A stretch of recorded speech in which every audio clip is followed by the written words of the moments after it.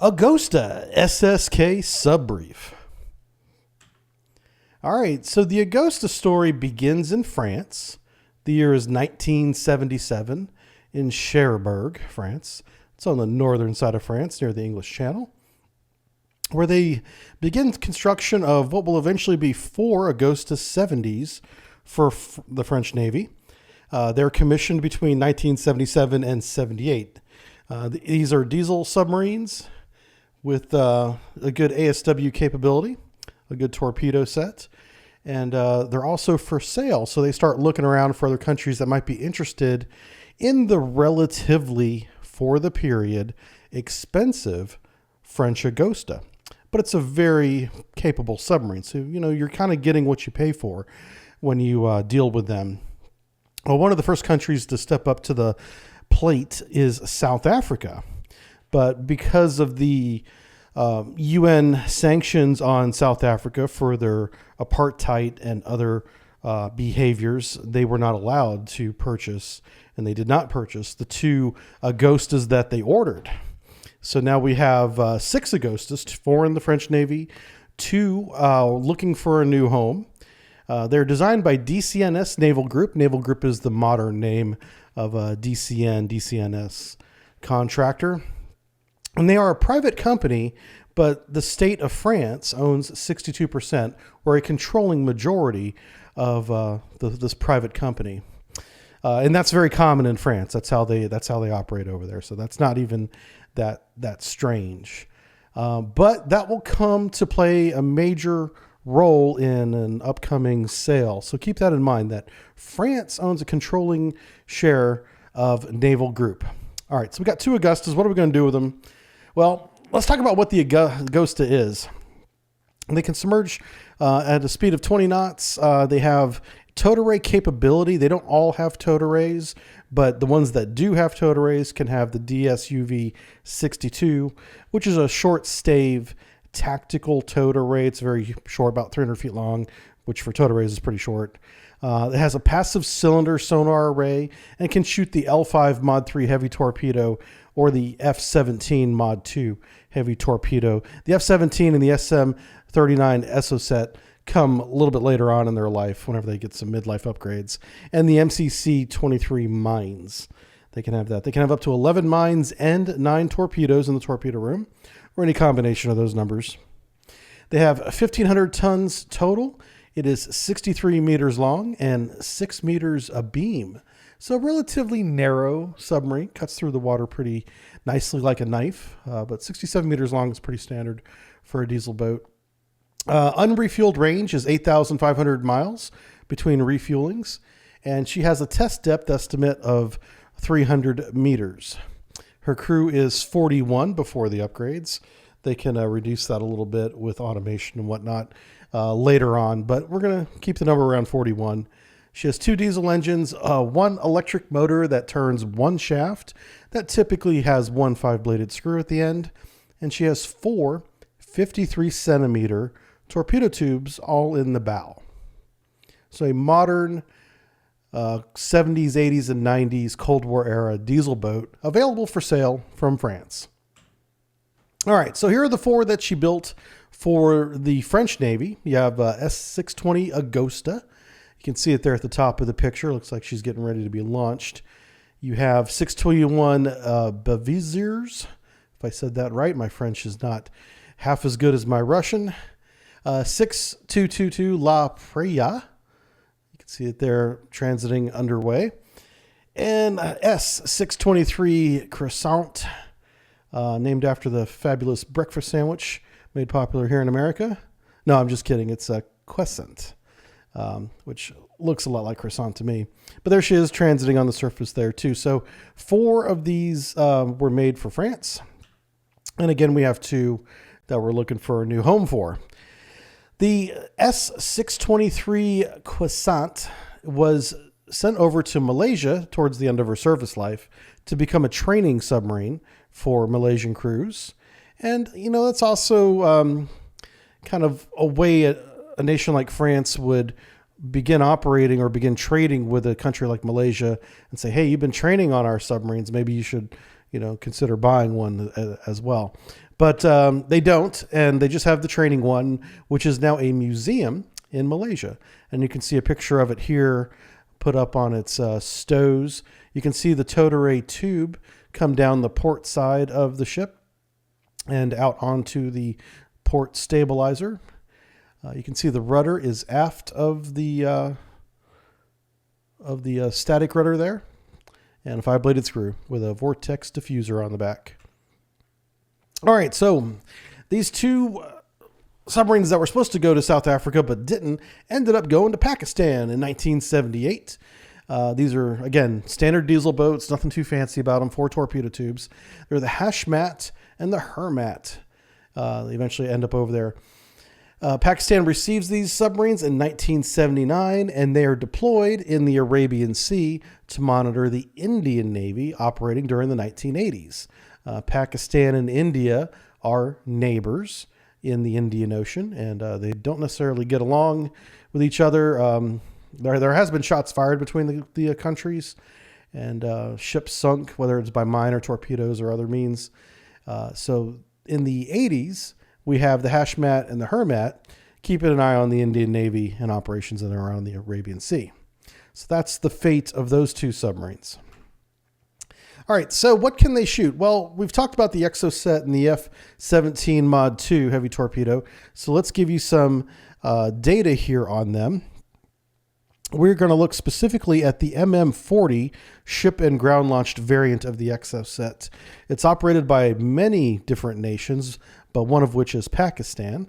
It has the standard 70-kilometer range, so it's not the extended range EXOCET that the modern France Navy sports now and exports to Vietnam, Indonesia, Morocco, all those countries. No, Pakistan just has the 70-kilometer range, but has the standard warhead, 160 kilogram HE fragmentation warhead, and is operational.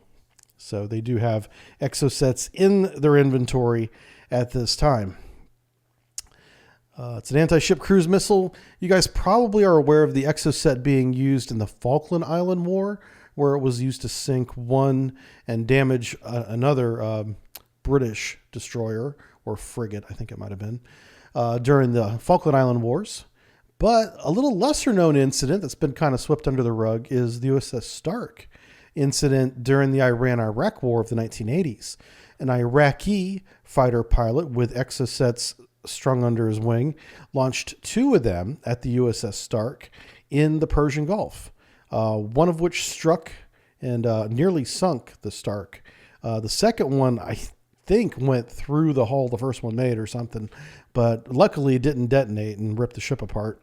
But one EXOCET just about sank an American frigate in the 1980s. So pretty capable, war-proven weapon that did sink, a British ship and almost sank an American one.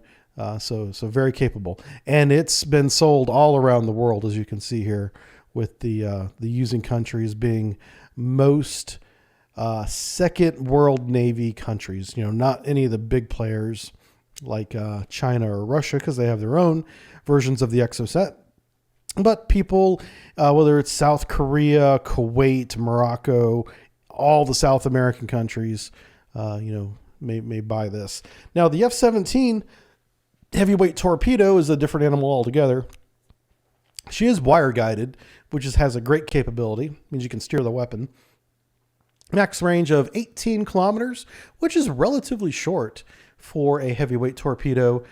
But that could just be the export version. Perhaps the actual version the French use may have longer range than that. It does have a rather large warhead of 551 pounds, high explosive. Can reach a speed of 35 knots, which is the unclassified number. I assure you it is not that slow. It is certainly at least 40 knots at a minimum. And it can be launched from frigates and submarines. So this is multi-role, multi-platform capable heavy torpedo, and it's an anti-surface ship torpedo. All right, so those are the 2 major weapons we're talking about with the Agosta today. In 1980, Spain orders 4 Agosta submarines. They're completed between 1983 and 1985. All 4 are built in Spain. So even though they get the licensing and the technology from France, They're all built in the Cartagena shipyard. Cartagena is owned by Navantia, state-owned shipbuilding. And you can see there on the map where Cartagena is. It's just inside the Straits of Gibraltar on the Mediterranean Sea side. All right, so the Spanish ones get 3 upgrades in their lifetime. Well, 2 upgrades with 1 original build. The original build, they have the DUA 2 active sonar and the DUA X5 passive sonar, which is your old school 1970s monochrome, displays. They get their first major upgrade in the 1990s with the SAES Cilia towed array system. Now, a lot of the Spanish submarines only tested the Cilia towed array system and didn't actually purchase it and go underway with it for whatever reason. I'm not sure, but they still got other upgrades like a digital fire control system that allows them to use the F-17 heavyweight torpedo and the EXOCET missiles we just talked about. And while they were testing it, the Cilia acoustic intelligence system can combine or correlate, we call this, contacts between a towed array and the syndrilic array and say, hey, even though you have 2 traces on 2 different arrays, it's one contact. And then you can use that information to get ranging data because you have multiple arrays on the same contact. So a big step in the capability in the 1990s, but the real jump forward comes in 2000s whenever they get the SOCILSUB sonar upgrade, which integrates towed array, syndrilic array, gives them mining capability or improves their mining capability with SAES mines. And as you can see there, the consoles, the 6 consoles are all side by side. They're multifunction consoles, which means you can bring up any display you want on any console. So even though I'm sure they have a standard lineup, one console can bring up the periscope. It could bring up sonar, the towed array, the syndrilic array. It could bring up the radio communication. Okay, so the consoles, the workstations themselves are identical, and then just how they use them, how they lay them out is entirely up to the submarine crew. It's called a equipment lineup is what we call that. All right, so here are a couple pictures of the Spanish submarines. The S-71 Galnera is still operational, and the S-74 Tramontana is still operational. The other 2, the S-72 Sirocco and the S-73 Minstrel, have been decommissioned as of this time. I believe the Minstrel was decommissioned in October of this year, very, very recently. So this is like breaking news that the S-73 has been decommissioned. So they're down to 2 fully upgraded S-74 and S-71 Agosta submarines. I mean fully upgraded as in their weapons and control ship handling systems is what they have. All right, so here's a few more pictures of the inside of these. I absolutely love the pictures of the crew members here. You can tell they absolutely love their job. There you can see a young lady is loading what appears to be fuel oil, but because it's in the torpedo room, it could be fresh water. I can't tell by looking at the hose. I hope they're not loading fresh water with that hose because it looks pretty dirty, but you never know with submariners. In the top left-hand corner, I love this photo because you see the hatch at the top left. That is the torpedo loading hatch that goes outside the submarine. So if they want to load a torpedo into the torpedo room from the pier, it comes down a sled at an angle down that hatch and into the torpedo room. Now you can notice the torpedo rooms, they have a lot of curtains sitting on top of what appears to be mattresses. And that's right. The torpedo stows underway are used as a berthing area. So even though they have this capability of taking 11 mines and 9 torpedoes, they may only take, well, they'll probably take no mines, 0 mines, and only take 5 or 6 torpedoes because they're not at war, and use the extra stows for berthing because these diesel boats, much like the American nuclear boats, never have enough racks for every single crewman, which means crewmen need to share racks, and that is, it's not hygienic, and you can lead to things. So they try to, if they can, give every crew member their own rack just for cleanliness purposes. But believe me, that's not a priority. If they need to take a weapon, they're going to take a weapon. There we go. And I kind of love the picture of the lower left-hand side, which appears to be the diving officer instructing the helm.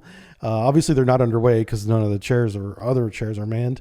But they would never be having this conversation with a smile. If the diving officer has to lay hands on your shoulder, it's probably because you're messing up. But in this staged photograph, clearly they're all smiles. And there you can see on the lower right-hand side what appears to be the captain, maybe. It could be the XO. I have really no idea. Going down the hatch, and that perspective is inside the sail at the top of the submarine, going down into it. So whenever they're transiting on the surface, they'd be standing up in this area where the cameraman is, poking their head up through the top, looking around, waving at people. And then whenever it's time to dive, they would go take all their stuff, all their gear, and that life ring, throw it down the hatch, and then close the hatch behind them as they went down. Oh, notice the hatch ring protector, that bronze shaped thing. If you notice, it has a little hinge on it right next to the gentleman's head. And that is because that thing folds up in half like a half moon, and they can take it down inside the submarine. And that seal will be like a stainless steel flat surface that is perfectly machined so that it is not to leak any water through. It is a perfectly flat metal surface, so that whenever they close the hatch on top of it, they have pure metal to metal contact with a very thin, you can see there, rubber gasket that kind of runs around the outside of it. And between the combination of the metallic locking mechanism, the metal to metal contact, and that black rubber gasket, keeps all the water out down to great depths. Here's some more pictures of the inside of these Spanish submarines, some of the best pictures we've seen. Some of these are very rare. Some of these pictures are not public, so I'm very happy to have them here. And there you can see a crew member. She appears to be inventorying something or stowing some books or something. Those are probably procedural guides for different lineups you would have the ship in at any one time. The gentleman on the right is pointing at what looks to be a touchpad, possibly controlling some sort of system. Could be a trim and drain, could be a ventilation system, is what it looks like to me. And then I love the picture on the lower right-hand side with the very cool shades captain waving at the camera there. Great picture. All right, let's move on from the Spanish Navy. As much as I love them, we do need to talk about the Pakistanis, because this gets really interesting. There's some sci-fi James Bond stuff going on in Pakistan when they're buying the next round of 3 Agosta 90 Bravo submarines. So they already had 2 from like the 80s, right, with 70s technology. Not that great, but not bad either. Well, they want 3 more. They want to buy 3 more of these things. And they sign a $775 million deal with France in 1994 to buy 3 Agosta 90s, fully upgraded. Brand new fire control system, shoots the EXOCET missile. Good to go. Here's where the problem begins. France, that owns the shipyard that builds these, lends Pakistan the money.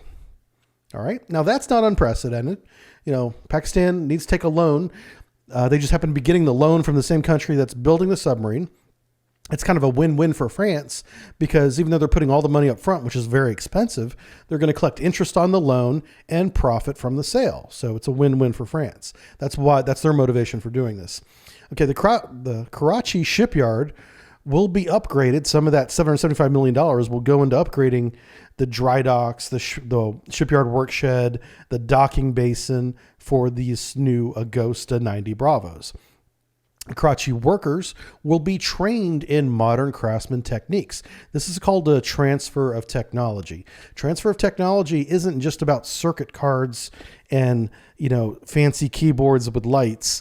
It's also about training your shipyard people to be able to build and maintain this level of technology and troubleshoot it, fix it, install it. Everything that comes along with something another country has never seen before is the transfer of technology. So that's what they're doing here. Again, the $775 million in 1994 dollars are what's paying for this. It's going to happen in 3 steps over the period of all 3 submarines. The very first submarine is the Khalid, and it's going to be built 100% in France due to Karachi doesn't have any of the facilities yet. They just made the deal. They're beginning to upgrade Karachi, but it's not there yet. and they want to get the submarine started as soon as possible. So they're going to start it and finish it in France and then just ship it on down to Pakistan. The second submarine, named SOD, is going to begin in France. They're going to put some of it together, and then they're going to put that on a floating barge and ship that via the barge down to Karachi once this shipyard is upgraded, and they're going to finish it, giving the workers there some hands-on experience. And then finally, the third submarine, the Hamza, the best one that they're going to build with all of the bells and whistles, is going to be built 100% in Pakistan using indigenous materials as well. So their own computers, their own workers. Of course, the French advisors are still going to be there helping them whenever they need help. But the last one is going to be Pakistan's baby girl, and they're going to learn how to build these submarines themselves. So that is the process of the transfer of technology. That's the plan in 1994. So how does this get jacked up? Well, France is competing with other nations for selling and exporting their technology. So they want to get these deals done in a way that at least gets some ink on paper and gets people committed in a contract form so that Germany and other countries that sell submarines doesn't take their customers. So what do they work with? They work with a French company called SOFMA. SOFMA is a French company that is going to earn a 6% commission on every contract sold. So these are the French businessmen going out looking for countries to purchase these submarines. They find two businessmen from Lebanon, Lebanese businessmen, who created a company called MERCOR Finance, which is essentially a shell company, and that's not illegal. It can be, basically it's a name with some financial backing. There's no product. There's no employees. It's just a shell company that is in name only going to sign a deal with SOFMA. So SOFMA and MERCOR get together to sign this $775 million deal. MERCOR is going to take 4% commission for the contract of this Agostas. So that's 10% total commission being split between two different parties. In 1995, MERCOR Finance sells their shares to a Spanish bank for $10 million. And the two Lebanese businessmen are out of here. They take their money. The deal isn't even done yet. They've just negotiated the deal. They've got $10 million between the two of them. They sell it to the Spanish bank and they're like, see ya. Thanks for the money. Those two gentlemen are set for life and they're on to their next deal. This is how military contracts are done. This is just one of the ways, but this is how you get rich very fast in this world of military sales. $2 million of this $10 million, though, how can I phrase this? At the time of this sale in 1995, $10 million is given to these two Lebanese businessmen. At the same time, $2 million is suddenly donated to the incumbent French president, Balladur, and his campaign. Okay, so it is very suspicious that the sale to the Spanish bank generates $10 million. The same week, a very large donation is given to a presidential campaign. It is pretty clear that these sales are linked, that a French company owned by the French state, led by the French president, authorized a deal that sold a contract under commission that earned his political campaign for re-election $2 million. Do you begin to see how the circle has come complete here with financial corruption, where the president of a nation sold some of his military technology in exchange for campaign funds? This is highly illegal. Okay, highly illegal. In 1996, the French president investigates, in 1995, or I guess 96, whenever they had their presidential election, President Bellador loses the presidential election. And so this is how this all came out. Like if he had won, nobody would have known. But because he lost the presidential election, the new president comes in and is like, hey, why are we paying 6% commission to a French company to negotiate these deals? That seems awfully high. Oh, we paid an additional 4% to who? The shell company? Well, whatever happened to that money? Oh, it went to a Spanish bank. They're finding all this out in 1996. And somehow, at the same time, the former president got $2 million of that. And they begin to piece this all together. And it doesn't take a rocket scientist to see what happened. So they order all payments to MERCOR Finance halted, but MERCOR Finance no longer holds the contract. They sold it to Spain. So Spain is like, hey, wait a minute. We didn't give you guys any money. We bought the contract. You guys owe us, the $775 million of the contract minus the 10%. And so this legal battle ensues about this contract payment. But finally, 5 years later, 2001, the payments are halted. In 2002, a year after the payments are halted, 14 French engineers are murdered in a suicide bombing in Karachi in retaliation for halting the payments. So somehow these payments were still getting from the Spanish bank, obviously to Karachi, but whenever the payments stopped from the France, part of the contract, Karachi stopped getting the money. What do the people in that region of the world do whenever they get very upset? Well, they start suicide bombing things, among other things. And that's what they did here, murdering 14 French brilliant engineers that were there to help them. I mean, talk about, smiting yourself, despite yourself. That's what they did. They bombed the wrong people, but not that there's any right people, but still, it's a real mess. And people ended up getting hurt, which sucks. So the Karachi shipyard now has 3 submarines. The Khalid, 1999, the Saad in 2001 is complete whenever that bombing goes off. They end up building the last one by themselves. But as you can see, because France said, screw you guys, we're not helping you anymore, it took an additional 5 years to finish building the Hamza. But they did already have the MESMA air independent module. So they ended up installing that into the Hamza. So the very last Agosta 90 Bravo that has all the bells and whistles, can shoot the EXOCET, and the heavyweight torpedo also has this air independent propulsion. All right, so let's talk a little bit about subtics. I apologize for the low resolution of this photo. I'd done the best I could to make it legible for you. Subtics is all the bells and whistles for the Agosta 90 Bravo. It is a fully integrated combat system infrastructure where they combine your acoustic sensors, whether it's your hull array, your cylinder array, your active intercept array, all these sonar arrays that are all over the submarine, combines them into one, easy to manage screen. They also have the communications that they can integrate into the same system. These are all going into the same electronic cabinets. The radio communication, the navigation, the surface radar, the GPS, of course, the entire sonar system, and the weapons control, the weapons fire control system are all controlled by the same computers now. These are all integrated and displayed on these 12 displays across 6 consoles.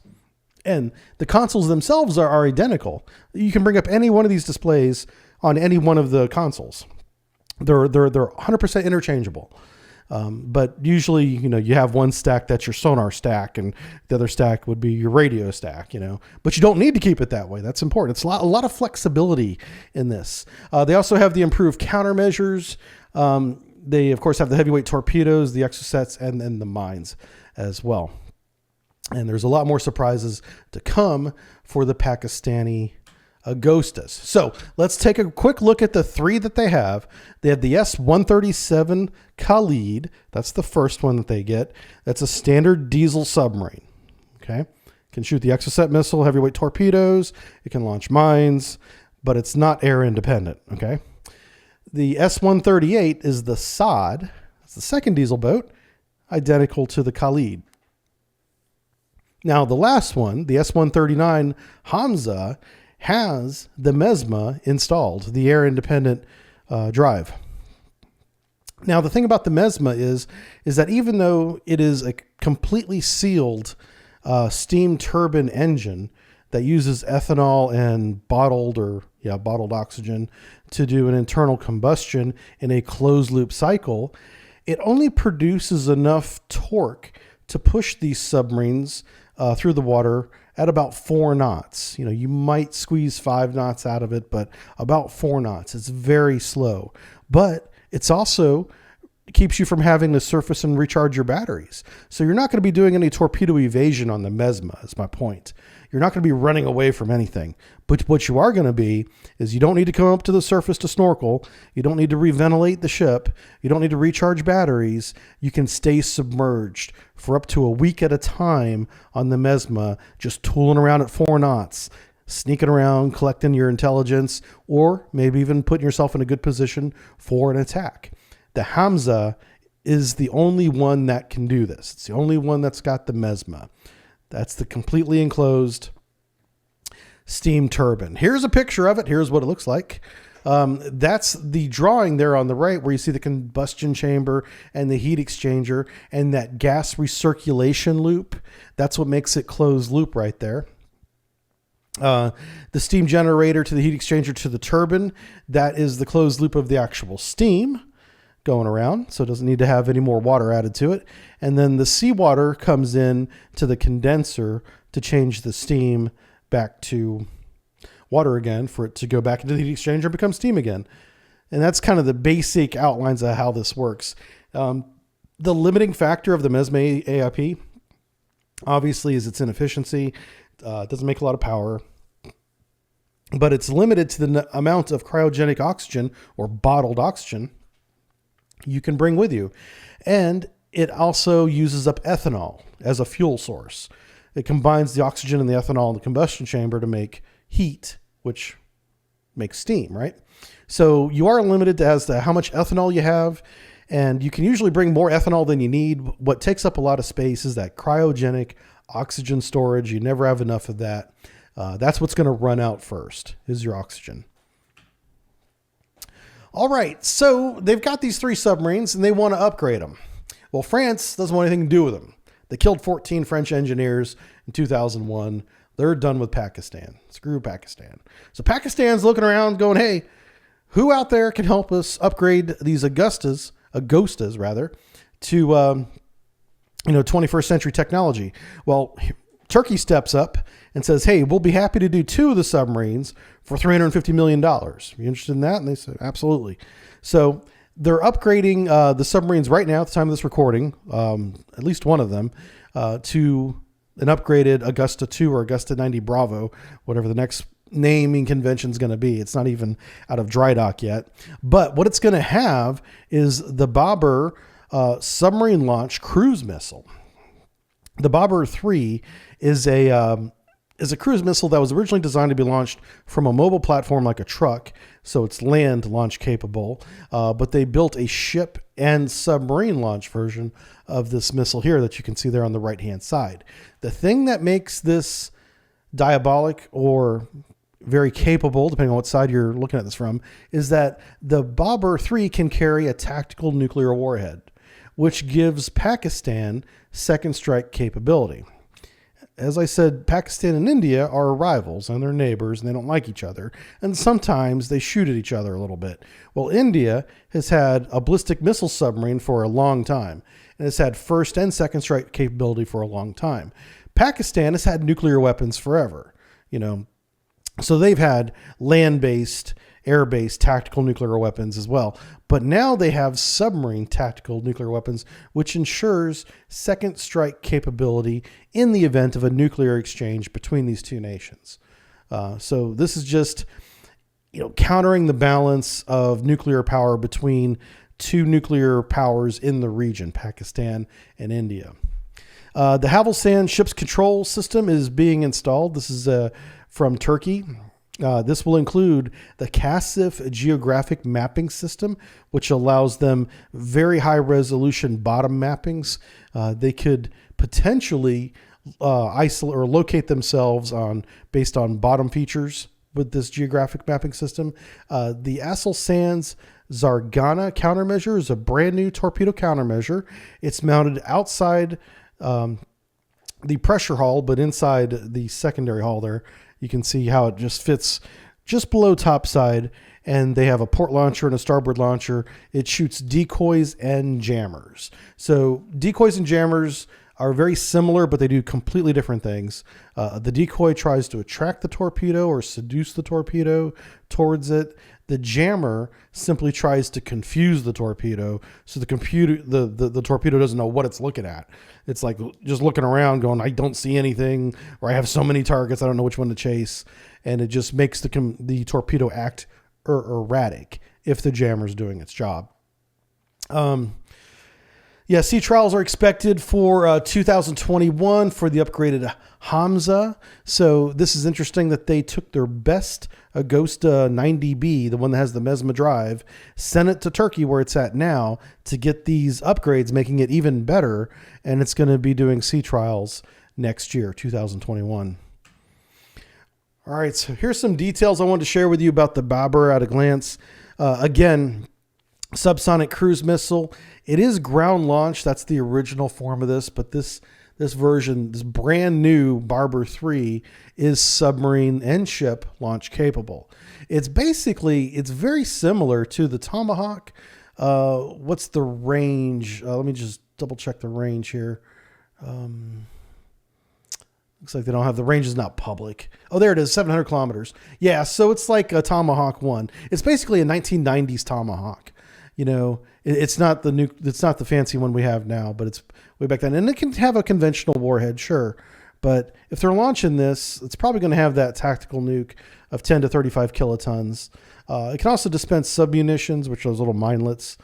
And it's in service right now. It's been in service since 2010, but not the submarine version. Matter of fact, India has a disinformation campaign out on the internet right now disproving these pictures as being fake. So I'm not going to go into that in this lecture. Just know that they do have this Babur 3 capability from submarine launch, and it is tactical nuke capable out to 700 kilometers. All right, so let's talk about the Agosta submarine's final thoughts. Let's sum all this up. If you were a country in the 80s looking at this Agosta versus, say, the United Kingdom's Upholder class, you could get 2 of the UK Upholder classes for every 1 of these for the same price. So these are twice as expensive as the next best submarine on the international market in the 1980s. But the countries that pay the price, pay the cost, get an exceptionally well-designed, high-performance submarine that received 2 upgrades in 20 years. So very good to the countries like Spain, who did get that. Even though Spain didn't get all the upgrades, like they didn't get the towed array for all of their submarines, they did get a lot of the other upgrades. Corruption costs on both sides of the deal can't be ignored. France, look, I work in the military industrial complex now as a civilian, and I see this. Of course, I'm not involved in any of the corruption, but I watch it happen. And there's so much money in these deals. And a lot of these salespeople work on commission. But these commissions, whether they're 3% or 10%, are on billion-dollar deals. You know, you could set yourself up for life for one sale of a weapon system, or in this case, a submarine. And the cost of doing business between countries like this is driven up by all these sales costs. Corruption cost and commission cost is just ridiculous. On the other side of that, if you're looking to make a great living, get into the military industrial complex. There's lots of money to be made there. Lending money from the builder, again, is not illegal. If you're going to buy something from a country like France, France may lend you the money to do it. The thing that made this interesting in this case was some of that money was fed back into a presidential campaign, and it ended up blowing up in the president's face because he lost the election, and it was exposed that he had earned $2 million out of this $775 million deal. It's a very capable diesel boat, has good area defense like any good diesel boat has, and it has good ISR performance. That's intelligence, surveillance, and reconnaissance performance, because it's got that MESMA AIP. So it can operate, in the Indian Ocean, kick on the MESMA for 5 to 7 days, and tool around for 4 knots, maybe in Pakistani waters, for example, or in this case, I guess it would be India waters, Pakistan spying on India, and not be detected. As long as they're on that MESMA, they don't need to come shallow. They can stay quiet and be fine. So the Agosta 90B upgrades give standoff nuclear capability. This is a brand new capability. It's very controversial. India denies it, but it's a fact that Turkey is selling the capabilities to launch these submerged launched cruise missiles with nuclear capability to Pakistan. And that is a very real thing now in the Pakistani Navy. All right, so that is the Agosta, everybody. A really good submarine if you can afford it and you're not a country that has your own nuclear navy. Still a good bargain. Now, these have been superseded by the Scorpions and the Barracudas that are being sold today. But back in the 80s and 90s, or even the early 2000s, this is a submarine that you would seriously consider putting your country's money down on. All right. Well, that's it for this sub brief. I want to say thank you, everybody that supports me over here on Patreon. You guys are the best.